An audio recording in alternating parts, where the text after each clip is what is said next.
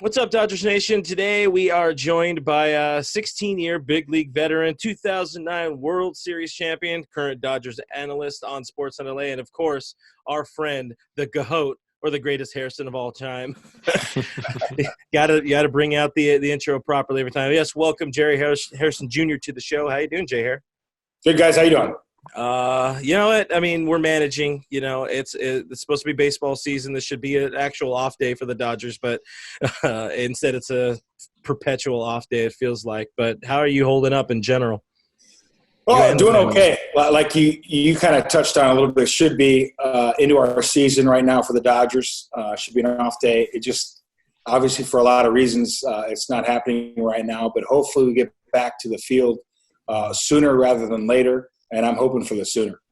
Yes. Yeah, I think we're all kind of hoping for the sooner on that side of things. But I mean, aside from baseball, how crazy has this whole thing been? Have you been to like a store lately at all?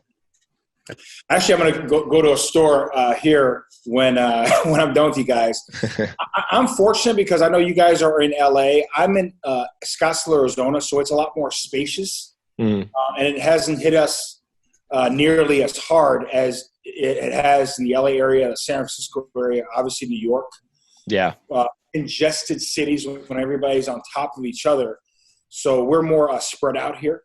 So you're able to really social distance here a lot easier as opposed to being on top of each other in major cities. So it really hasn't really affected us that badly. See, Clint, we should have stayed out there for spring training. Never came back. The bad part for me is I had just arrived with my buddies to Camelback the day everything got shut down. So we're tailgating in the parking lot, and then baseball was ripped away from me. So that was a sad day, like threefold for this guy right here. That's a good time for you, man. I saw Jay. We were good. Jay, we know you keep up with a lot of the players, and as a former player yourself, you probably don't have experience with something exactly like this, but maybe you can kind of relate it to injuries in the past. But what's it like as a player to get all ramped up, ready for spring training, you get that far into it, and just have the rug pulled out from you under like just suddenly no baseball? It's difficult, and this is a lot harder for players because they're not experiencing an injury. You know, I've been injured in the past where, okay, there's a reason why I'm not on the field is because I have a broken finger or I have a broken foot, you know, so you know why you're not playing. But at the same time, you see hope because you see your teammates out there playing.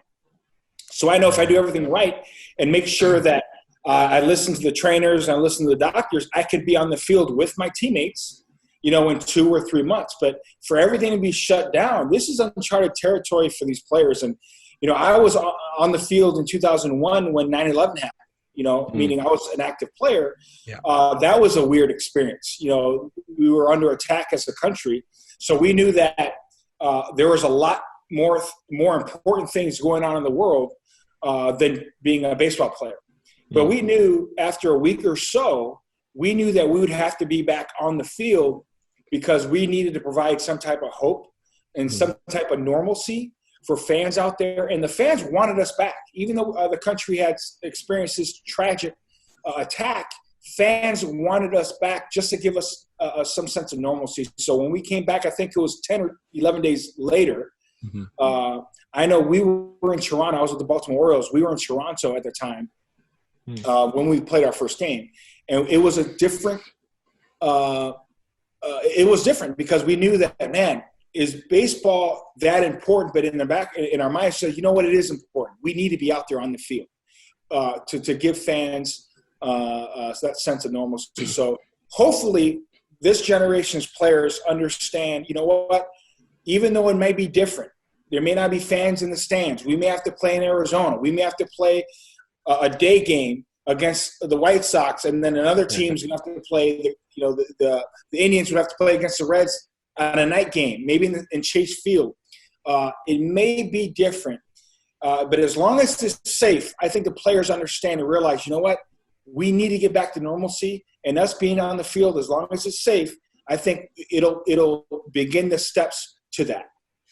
Yeah, 100% there. Like, well, what are your thoughts? Some of your thoughts on the crazy ideas, I guess we'll call them, that we've seen online, whether it's playing in Japan or the MLB Biodome, as we like to call it here in Arizona, or even things happening potentially in Florida with the redesigned American and National League and all that. How do you feel about that? Just as, a baseball fan, an analyst, a former player, does that irk you in any way, or you just really looking to get back at it? I'm trying to look, guys. You're so fortunate once you get to the big leagues, and you realize once you're done playing how special that is. Mm-hmm. A guy can have a career for 2 years, 5 years, 15 years. It is so precious. So this time means a lot to these players. So I'm going to take the view of an active player. I want to play. Yeah. I want to be out there on that field, and this could be my only opportunity. Think about guys that are trying to make the team. Yeah. This could be my only chance. And if I'm not on that field, then and if we don't play this year, then next year that other prospect who's behind me may get the opportunity that I was having this spring training. Yeah. You understand what I'm saying? So it's so important for guys to acquire big league service time. It's so important for those guys to be on the field. And, listen, I know it's going to be weird to be away from your family for 2 or 3 months, but a lot of guys have experienced that in the minor leagues, because you're not making a whole lot of money. You can't afford to have your girlfriend or your wife or your wife and children to be with you all the time in a particular city because it costs too much. We're not making a lot of money. So some guys are used to that. And I think I heard a player, his wife just got pregnant. This guy hasn't made a whole lot of money. She's due. Her baby's due in like August or September. I'm not going to tell you the player is. Mm-hmm. And the wife and the husband go, how am I going to pay for my kid? How am I going to afford certain things for my family? So to that family, the husband, the wife, and that newborn child, they need that player to be out in the field and make money to provide for their family. So I understand it's a unique situation, but if you have a chance to play, and I know as a player, I want that opportunity to play, even if there's no fans in the stands. Yeah, because you're making money, you're doing your part as an entertainment business here at the same time. There's so many reasons to get it back out on the field, but of course, safety is paramount for everybody, including new babies on the way and family and all that. So it's really this tough double-edged sword we're kind of working against right now. I was thinking about it. So obviously. You're not super long in the tooth, but you've been around long enough to have experienced a lot in the game of baseball here. So around the time when you were drafted and you made your big league debut, I think in 98, baseball was not coming that far off of, the last major work stoppage with 94 with, we'll call it the bad times. Just what do you think a way to sort of relate that to this and kind of some of the lingering effects you might see on the game, from this, what we're experiencing now? Well, it's a little different. Obviously, both situations, the work stoppage in 94 and then now there's no games being played. Mm-hmm. But I think the fans looked at the players and the owners in 94 as being selfish. Because they were clashing over millions and millions of dollars. Yeah. And it was hard for fans to come back once the work stoppage was over in 95 because fans were upset. Yeah. I'd say, guys, 4 guys saved the game of baseball. 4, okay? It was Cal Ripken Jr., his streak. Mm-hmm. Ken Griffey Jr., because he was a superstar player, was unbelievable. And then the other 2 guys that saved Major League Baseball, Mark McGwire and Sammy Sosa. Yes. Okay? That's a fact, guys. It's a fact. And I always thank Mark McGwire. He was my hitting coach. And I even became teammates with Sammy Sosa. We were traded for each other, but we became teammates in 2007. Unbelievable teammate. Sammy was a great teammate. Mm-hmm. And I thanked him. And I said, guys, you need to make sure when you see Mark McGwire, you see Cal Ripken Jr., you see Ken Griffey Jr., and you see Sammy Sosa, you make sure you thank them. Because I was in that group coming up through the minor leagues right after the strike. I got drafted in 97, so that was only a couple years removed from the strike. Mm-hmm. So I knew how important those players were for my career because they brought fans back to the stadium. So, yes, it's different. The work stoppage of 94, and then obviously no games being played right now. But I think now fans want to see baseball. Fans were upset at baseball players back then, but now fans want to see. I'll go to the grocery store. I'm sure I'll run into somebody in Scottsdale, Arizona here in about an hour or so when I go to the grocery store. There's going to be a baseball fan because people love baseball everywhere. They want to see games. They're home. And this is a golden opportunity for Major League Baseball to take the lead in saying, okay, we're going to make sure our players are safe. There's not going to be anybody in the stands. It's going to be almost like a sandlot type of field, right? It's going to be like a sandlot type of field for playing games. You can social distance on a baseball field. This is not the NBA where you're bumping bodies in the paint, right? Or you're not guarding anybody, and you're not leaning on anybody. It's not football either where you're tackling somebody. Mm-hmm. So you really could social distance on a baseball field. Mm-hmm. So as long as everything's safe, this is a golden opportunity, guys, for baseball to really take the lead and be out in the forefront, making sure we're safe and games are getting played. So I think the players understand that this is a huge, huge opportunity. Yeah, awesome. Absolutely. Yeah. And I think fans more than anything right now, a lot of people are at home bored, have nothing to do. And, boredom's not so much the reason why we need baseball back. We just need some sort of motivation in life right now. Speaking as a fan myself, but shifting gears a little bit here, Jerry, we understand you're working on a new podcast. You want to talk about that a little bit? Yeah, I started a podcast. It's called Lookin. It's going to be available on iTunes and social and other platforms. We're about 7 days away from launching. I got great guests. I'm going to have you guys on. Awesome. From the NBA, NFL, Major League Baseball, money managers have come on. The social media guys have also come on as far as, helping athletes or people who love sports to get on social media platforms and kind of promote their business, promote their brands. So it's more like a media culture sports show in one. Mm-hmm. And I'm going to try to get as many guests as possible. But so far, I've got Ken Rosenthal, who's the best guy. Obviously, covers baseball. Sage Steele, who's a good friend of mine. She covers the NBA on Sports Center and covers the NBA Finals. Hopefully, the NBA comes back. Phil Handy is a very good friend of mine. Phil is the assistant coach for the Los Angeles Lakers. He's LeBron's personal coach. He had him in Cleveland. Now he has him here in LA. And obviously, LeBron knows a thing or two about basketball.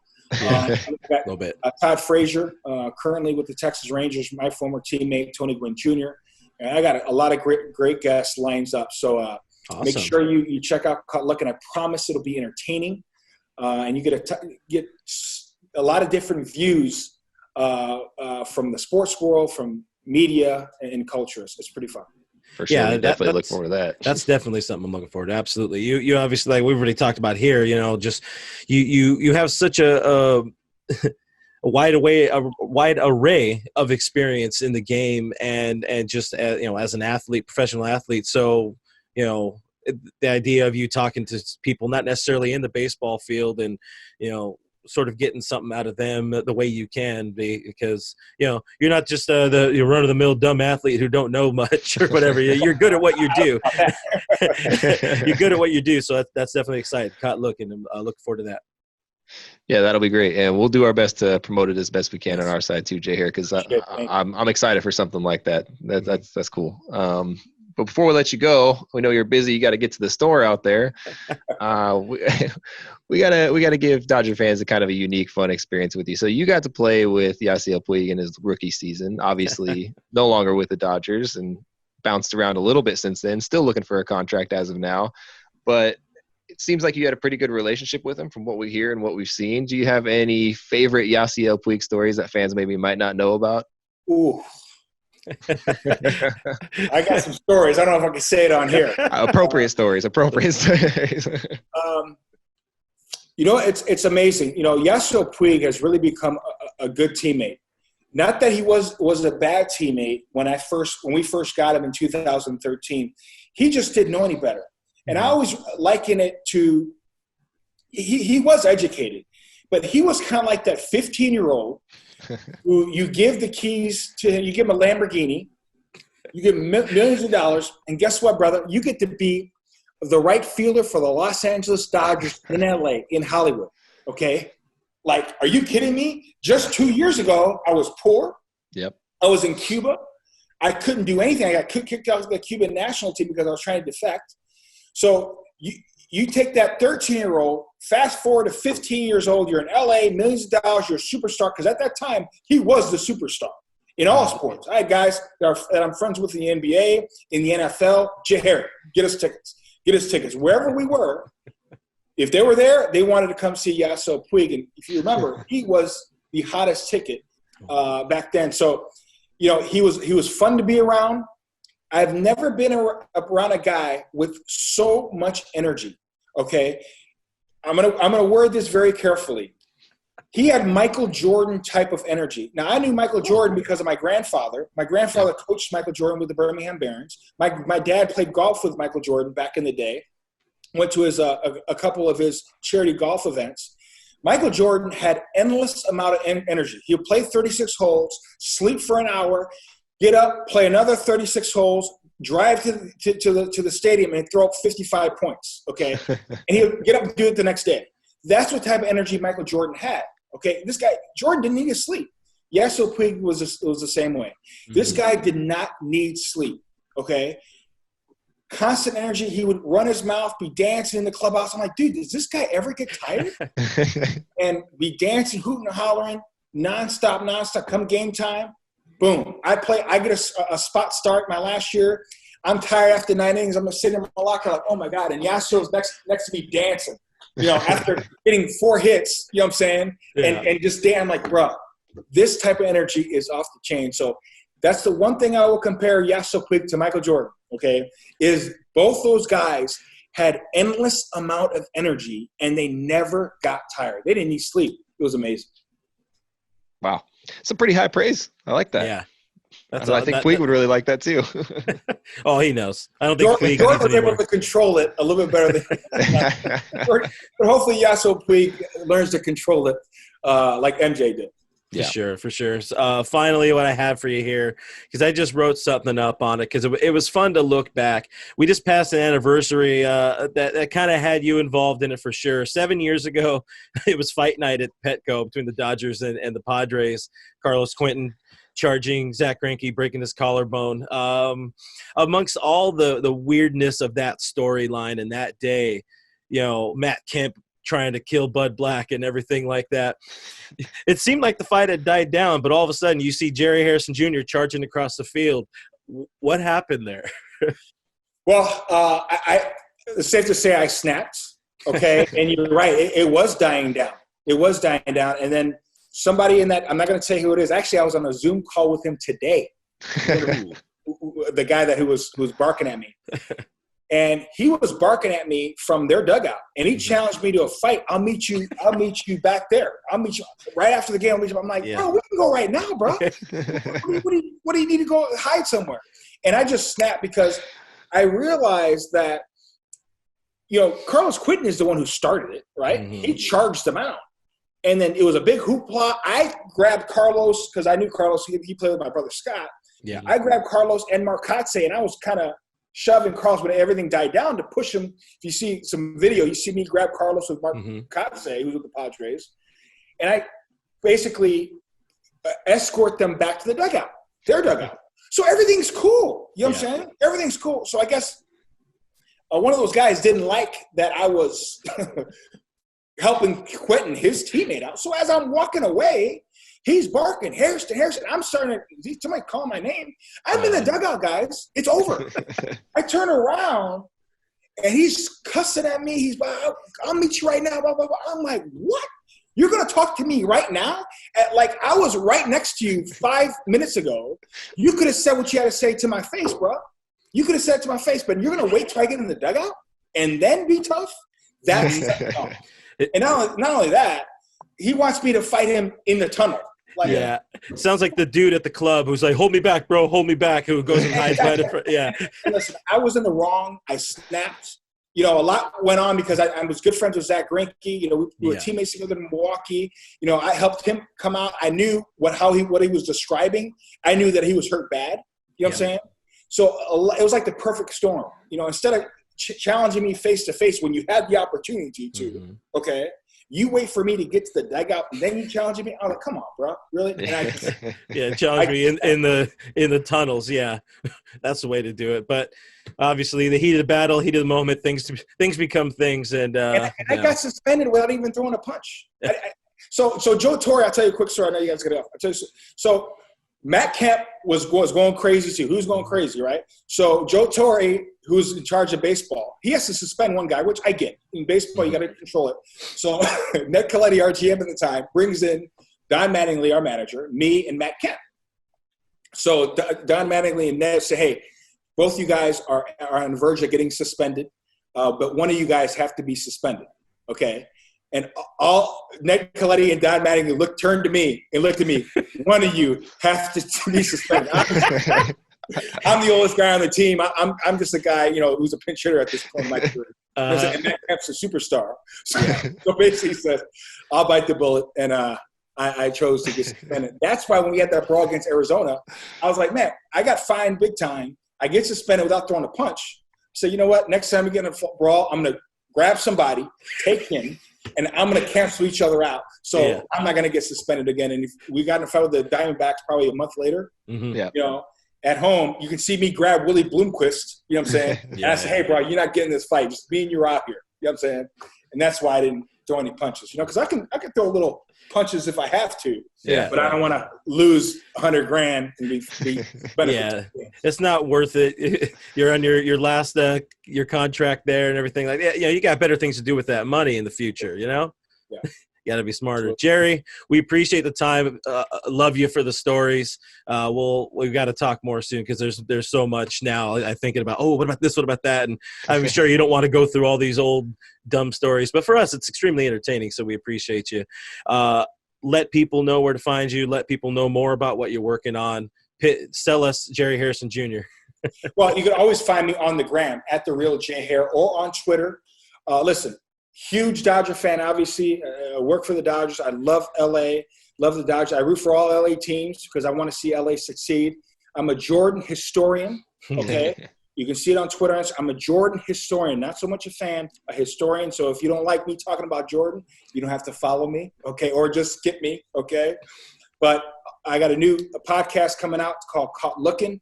We'll be out probably around April 19th, April 17th. Haven't decided quite yet the day. You can find it on iTunes and other platforms. So it should be a fun watch. Cool. Jerry, appreciate you again. We'll catch up soon. Anytime, guys. All right. Thanks, Jerry.